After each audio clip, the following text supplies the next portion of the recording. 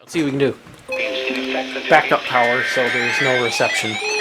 Besides on that.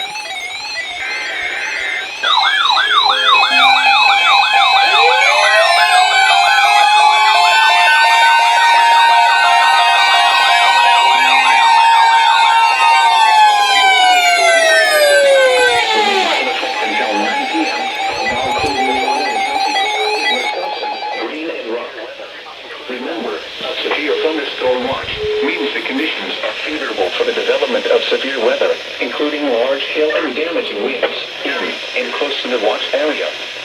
While severe weather may not be imminent, persons should remain alert for rapidly changing weather conditions and listen for later statements and possible warnings. This one's on Janesville. Stay tuned to Noaa weather radio, commercial radio, and television outlets. This is about the only one that's getting actually good reception. Severe weather information.